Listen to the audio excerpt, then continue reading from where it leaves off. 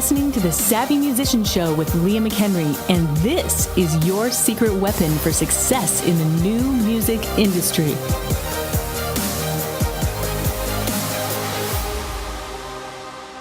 Well, welcome once again to the Savvy Musician Show. This is CJ Ortiz, and I'm the branding and mindset coach here at the Savvy Musician Academy. Thrilled once again to be joined by Her Eminence, the lovely Leah McHenry. How are you? I'm great. Having a great day. Good. It's good to see you again. I always enjoy these. Our challenge is always to keep things as concise as possible because we have very similar outlooks on things. We've got so much that we love to talk about, so much that we're passionate about, and never-ending stream of subjects, Leah, that we can always address here on the show. We're going to get really unique here today, talk about something called a poverty mentality, which maybe a lot of our listeners have actually never heard of before. You and I know that. From our certain spiritual type backgrounds, it's something that we understand. In personal development industry, it's something that people understand. But I think this is going to be super eye-opening for our listeners today. And I believe that even though it's great to know how to do so much about online marketing, sometimes we can stand in our own way and hold ourselves back because of our belief systems. And so one of the things I love about this podcast is that we're able to delve in between.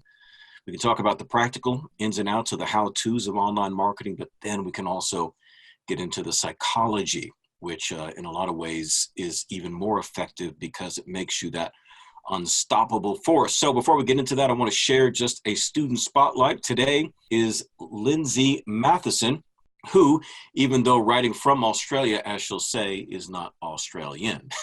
I've talked to her, I know she isn't. But anyway, she says, #win. G'day. I'm down here in Australia with the other band I work for, and my Facebook likes have been so strong that people are coming out to see what my spooky metal band is about. In Australia, mate, the fans have also said they're excited for my solo album to come out next month and signed up for the mailing list. Even our flight attendant on this morning's flight was a fan of just me. I can't make this up. Thank you, Leah and team, for all that you're teaching me. This solo album launch is going to be something else. I'm so proud of her. She's a personal friend of mine, and you're doing an amazing job, Lindsay. And I can't wait for your solo album launch. It's going to be fantastic.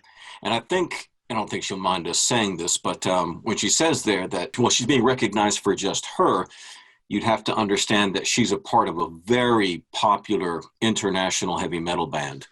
So, she's one of many in that band. So for her to be about to go and start her solo project, be on an airplane, and the flight attendant recognizes just her, recognize any metal musician, let alone, somebody who's just playing an instrument in a larger metal band built a personality like the band that she's from. That's pretty amazing. That must have felt so good just to be like, wow, like I'm my own thing and people recognize me for what I'm doing. And there's no better feeling than that. It does make you feel like you do have things more in control, that you can get your message out there, and it can be done through the ways that we teach here at the Savvy Musician Academy.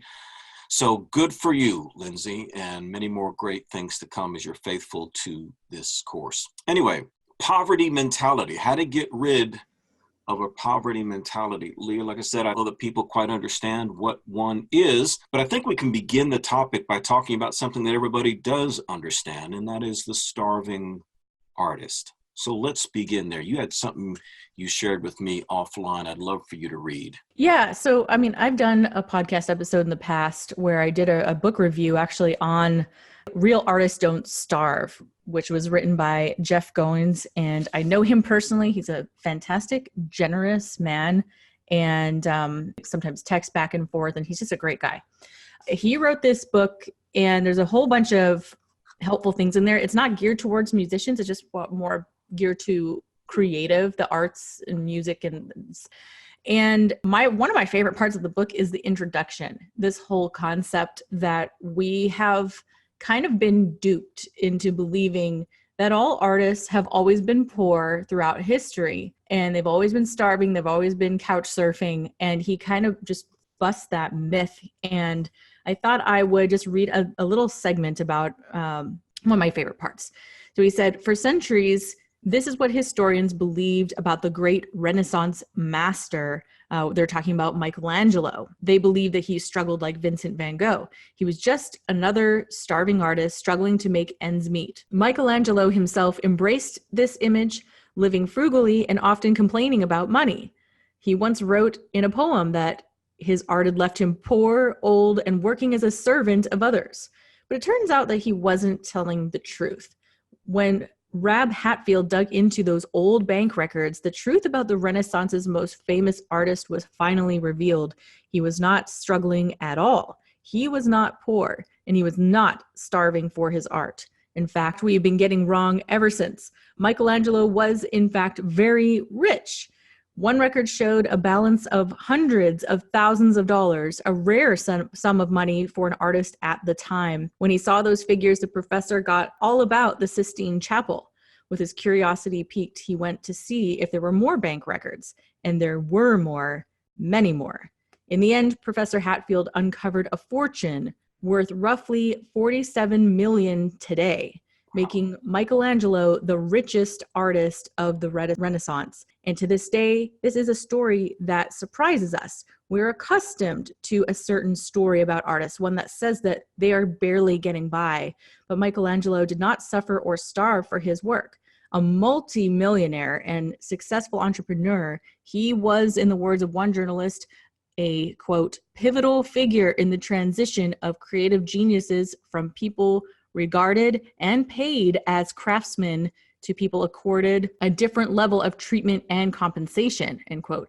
In other words, the master sculptor and painter wasn't just some art school dropout struggling for his art. He was a rainmaker.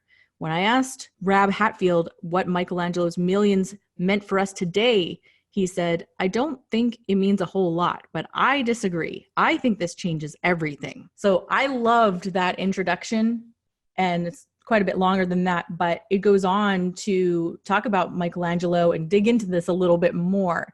What I loved about it was I was equally shocked and surprised to hear that the guy who we've all perceived to be starving and working as a slave for other people, making all this art, was really a multi-millionaire, quite an entrepreneur, and it was all under the radar.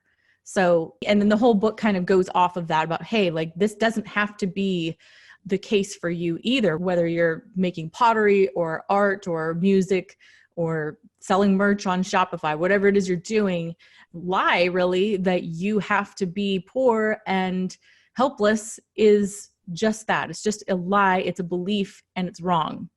Yeah. And that's the important distinction there, is this is a belief. So in other words, it's not objectively true. And that's why this is related to the poverty mentality, in the sense that they are two particular beliefs, whether it be starving artists or a poverty mentality, that will keep somebody trapped. Because if you believe objectively, in other words, outside of yourself, that an artist must starve, that's just the reality, like rain must fall to the ground, if that's your belief, and then you match that with a poverty mentality, meaning a subjective or inward belief about what your capacity is, what's available to you, what's going to work, all these sorts of self-defeating beliefs. Those two things combined are probably the greatest restraints on artists today, as you said, of any kind. Of course, we're speaking to musicians in specific, but this is what traps creatives, because as creatives, we're very gifted to do what we do, right, in terms of art. But in the midst of that imaginative, creative aspect, we can also dream up some pretty stupid beliefs about what's true in the world. And we can create some pretty elaborate stories and narratives about the limitations. You know, you can listen to it in the way we talk. We'll say, that always happens to me. You know, these things are always in my way. I'm always facing this. You know, there's never enough. There's never this, always that. We use these hyperbolic descriptions that really don't have any basis in reality. It's just we discount the good things that happen and we magnify the bad things that happen.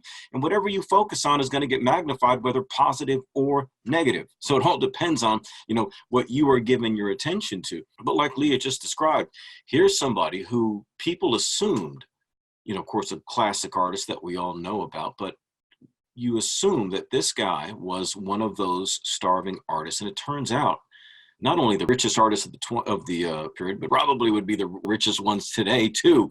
That's a significant thing. So let's start at the beginning. Leah, how do you look at a poverty mentality? I read several books on the topic, and they weren't coming from like a religious background, but just on the whole belief system that people have around money. Some people call it a relationship with money. I find that's kind of odd. Money is an inanimate concept, really. It's an impersonal thing. Yeah. So I always find it's a bit of a weird phrase, but I understand what they're getting at. It's really a one-sided thing, right? It's like, how do you view money? How do you look at money? How were you raised? What kind of environment were you raised in that informed your beliefs about money? That's actually probably one of the biggest factors I can even think of. For example, if you grew up a home where there really wasn't very much money, like mine, what's the number one thing you always heard from your parents?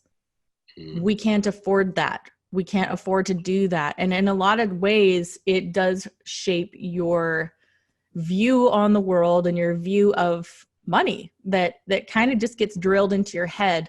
I can't afford to do things. And I understand it's a tricky thing for parents now that I have kids that are getting a little older, where you want to teach them stewardship and budgeting, and like maybe that's not a wise thing to spend your money on. At the same time, I'm also careful to not say things like that, because I don't want them growing up with the view that money is an unreplenishable resource.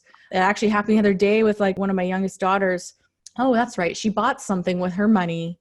We were at the craft store and she bought something, and it turned out to be, it was like a $3 squishy something or other, and it broke and we had to throw it away. And she was really upset about it. And I just looked at her and said, honey, it's no big deal. You can make more money. Like you can easily make $3 more and buy a new one. Like this is not a limited resource. Money is a resource. There's an endless amount of it in this world. So she was like, oh, okay. Right. It was like, if I hadn't told her that, she kind of thought like, that's the end of my money. That's the end of this toy. And now I'm screwed. That's right.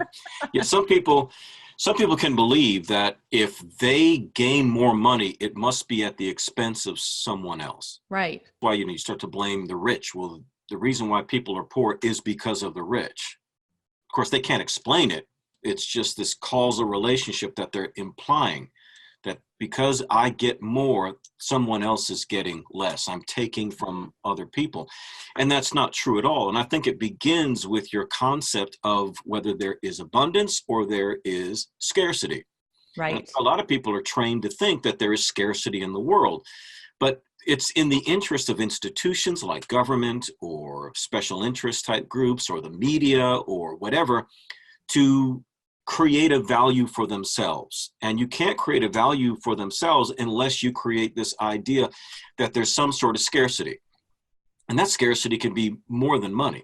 Well, there's a scarcity of justice. There's a scarcity of equality. Everything is always a scarcity. We're always in a crisis that we've got to solve, so there's always a sense of lack, instead of saying, no.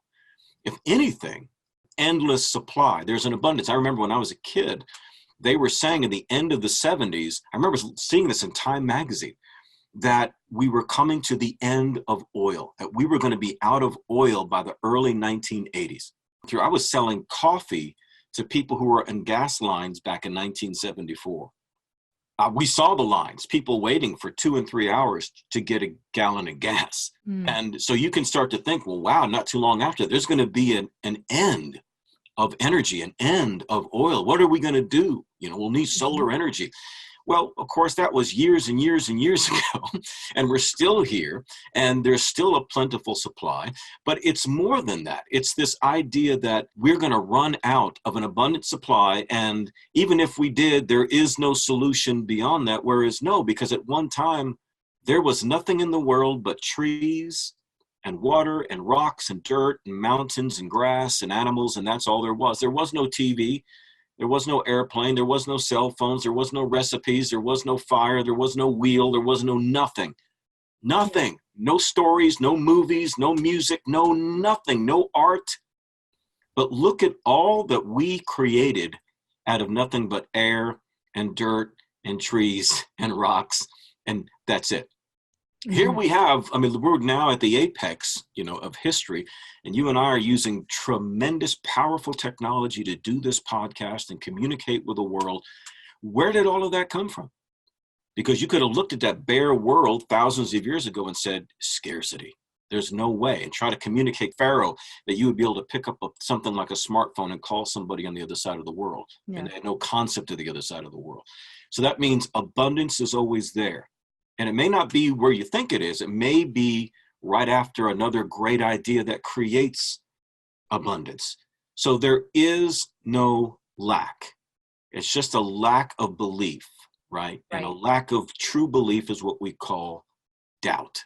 And that's what limits us. Yeah. And I saw an example of that recently doing a Facebook Live with my good friend, Brett Manning. I'm going to be speaking at his event in October, vocal retreat. And we were just chit-chatting about the event. And it's not a cheap event to go to, but you're surrounded by some of the best people there. And anyway, somebody in the comments was talking about, they just said, I don't have the money. And we're like, oh, we understand. Like, we're not trying to pressure you to come or anything. And they said, no, like giving them some examples of ways they could make some money on the side, things that I offered to give them a resource that we have called Quick Cash Generation Guide, which is really just like, think outside the box, be creative. There's ways to make money. Anyways, this says, no, the money doesn't exist. That's what the person said. And I said, thank you for my next podcast topic. That's true. Yeah. That's kind of where this came from, didn't it? Yes. And Brett said, no, the money exists. It's just not in your hand at the moment. Right. And we're not talking about magical thinking either. No. We're not talking about, this is not the secret or power of manifestation. I personally think some of that stuff is BS, because you can think all day long, but unless you act and do things that promote some kind of, for every action, there's a reaction. Unless you're actually getting off your butt and doing something, I don't think that sitting and daydreaming about what you want to manifest is really going to do a lot of good. So can we dispel that myth? And then there's another one I want to talk about after that. So what's the difference between believing that there is an abundance and just that, the universe is a Santa Claus and will just give you whatever you want? That's an important point, because you can fall into the other side of the ditch, to where you do get into things like the law of attraction, where you're saying, okay, I'm going to put myself in a passive position and I'm just going to try to manifest with my mind, create materially through some power of belief or magic. And it's, this is going to materialize the provision or the abundance or the wealth or the perfect relationship that I need to create results. I remember seeing the actual movie on The Secret, which is not a new idea. It's been touted in different ways over the centuries, but they had things in there like using the power of the law of attraction to get a parking space up the front where the doors of the store. And, so, I mean, it gets a little as far as that goes. But if you're doing something like that, where it's putting you in a passive state, then that is certainly not the kind of thing that we're talking about. I've always said the law of action beats the law of attraction every time. That's it. And in fact, I even posted a meme this morning that said mind over matter. As long as the matter that we're talking about is our own lazy ass, then yeah, mind over matter. Exactly. That's the big point. I'm not saying don't think about the things that you want. There's a time and a place, you need to dream, you need to think, you need to be able to imagine the future. That's the entrepreneurial spirit, is be able to imagine a future that doesn't exist yet and then come back to reality and make it happen. But that's the key part, is making it happen, right? Because everybody else is sitting on their couch trying to manifest through the universe whatever the heck they want. And meanwhile, they're just broke forever. So there's got to be action behind that. One of my mentors says action creates traction. Mm-hmm. He probably didn't make that up, but it's so true. There's a thing where you can get to a place that you don't realize that your lack of belief creates a cynicism. And because of that, you actually repel people, not necessarily opportunities. Yeah, you repel opportunities. People who, for example, have a fear of success, which is kind of a weird thing. We understand the fear of failure. Yeah. The fear of success is this idea that I'm afraid of the responsibilities and things that a potential success might bring. I can't manage all of that. I've never done that before, et cetera. So I don't want to be judged. I don't want to be in that position. And I've been doing everything on my own so far. Nobody's going to be there to help me, which is actually the opposite. The truth is that, yes, people will rally to you. If you're positive, and you believe that there's abundance, and your actions constantly show that you believe that, and in other words, that you're out there seizing opportunities, you're out there hustling, you're out there doing those things, people watch you experience that incremental success, they're going to be drawn to you like moths to a flame because they want to be around people like that. They want to learn from you. So yeah, positivity is always the best route, always. Yeah. And speaking of fear of success, one that really cracks me up that I really don't understand, like in regards to other aspects of life. I've actually had a friend who said they were afraid of losing weight. Like they had a significant amount to lose. They were afraid of losing weight because if they lose that weight, like they're going to draw so much attention from men. I'm like, you're single. Don't you want that? Poor thing. But people come up with the weirdest ways. I feel like it's a version of procrastinating on something that they know they should do and something that would be good for them or part of their destiny, you know. People just find all kinds of very odd and weird ways to just not do the thing that they should do. So that one cracked me up. There's another myth that I think would be helpful to address, and I think that there's a lot of this. It's very prevalent in today's culture, and especially in the musicians that I come across. That is the belief that money is the root of evil. Money is the root of evil, and that money will corrupt everybody, and that's why artists should stay away from it, because money, if you make money, it will corrupt the art and all that. So there's some nuances in there that we can dig into. Yeah, I think that people, they do have that belief that money is evil. And again, you're taught this. This is not something you come out, out of the womb knowing innately, whether it be by your crazy professor at college or your parents or some politician or things on the news. You're given this idea that somehow, because you're shown this, all the evil characters in a movie are always the super rich guy, right? It's always that, anybody who has power, etc. However, and so they shy away from trying to earn money instead of thinking, well, wait a minute. Well, if you're so adept at identifying good and evil, then it stands to reason that you're the best candidate for that money, because you're the one who's going to know what to do with it. You're the one who's going to know where to channel it. But there are things, if you want to say it's an evil, it's a necessary evil in the sense that money and possessions and resources are needed in order to do anything, whether it's, think of your most noble causes, and they have to be funded, right? Yep. You have to fund charity, you have to fund welfare, it all has to be done. But you're always generous to spend the rich person's money when it comes to feeding the poor. Mm-hmm. Up the taxes on the rich, because somebody's got to make that money. And nobody can take the money with them. So it's always here. It's just a matter of whose hands it's found in. And it would be great if you have such a great idea of what something, of what are, then again, stands to reason that you would be the best candidate to have that.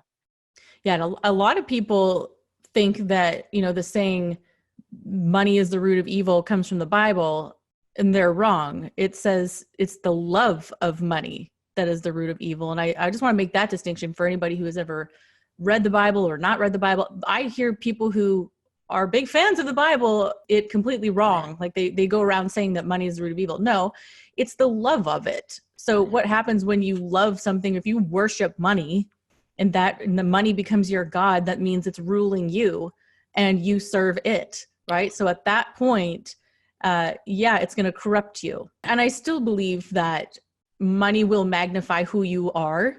So if you're a jerk and you add a whole bunch of money to that, you're going to be a bigger jerk than you were before. If you're a generous person who loves to give and you have a whole bunch more money, you're probably going to give a whole lot more. Right. So I do think it is a magnifier in that way. Yeah. And, I think even Bible, Jesus himself actually called it the God of mammon.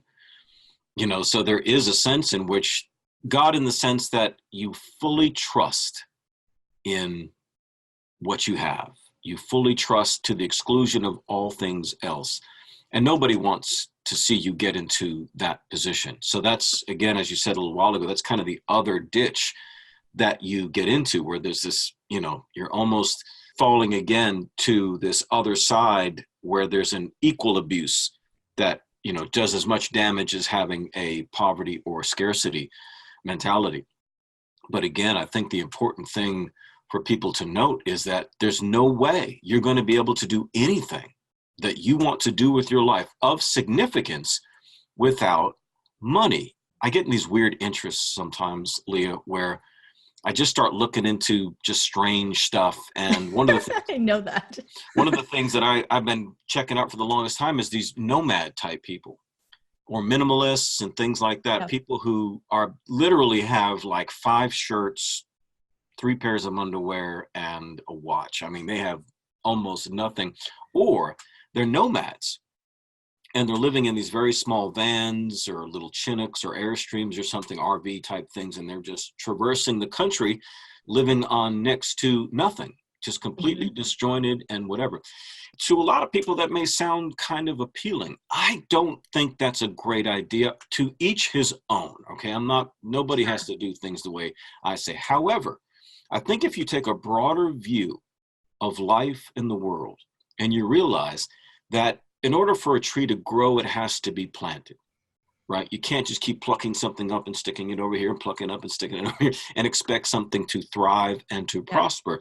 And you can't expect communities to prosper unless people are planted and they're planning on growing, right? A family, they get married, they get their first house, and they start planning on having their kids and getting involved in the community and participating in all these sorts of things.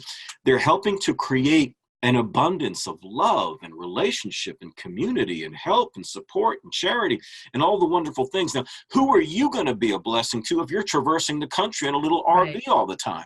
Yeah. The nomad is not going to be able to build an empire. No, they can't. And I think we have to think that way. Again, I call it my trailer park aristocracy.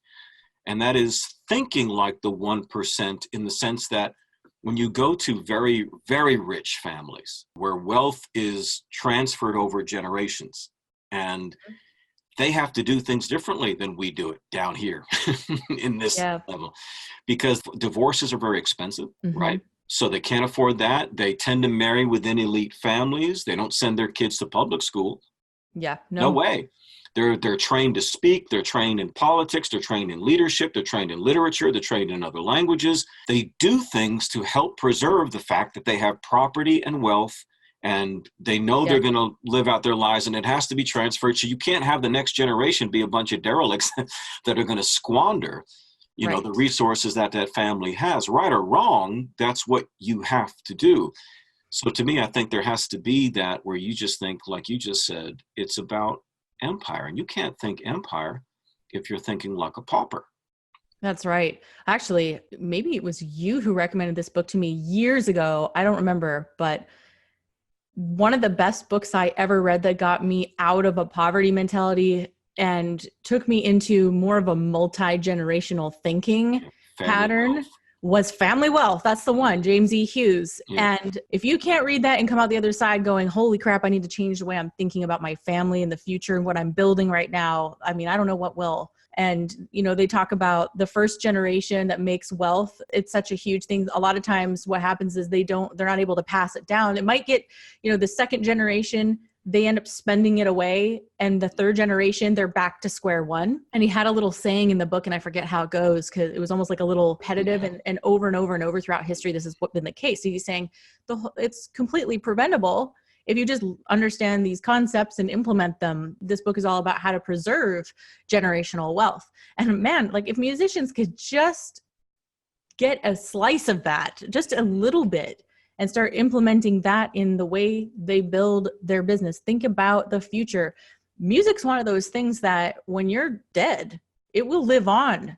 So, I mean, there's no reason why you can't build an empire. Like look at Prince and Michael Jackson and these different people who have died, and look, they have these huge estates and these huge empires that are left behind, and there's people managing it. It's still employing people. Right. Kind of wild when you think about it. And it will continue to. Oh yeah. I think it's funny that the one thing that I guess musicians do not have a concept of scarcity about, that they believe there's an endless supply of, is creativity. Yeah.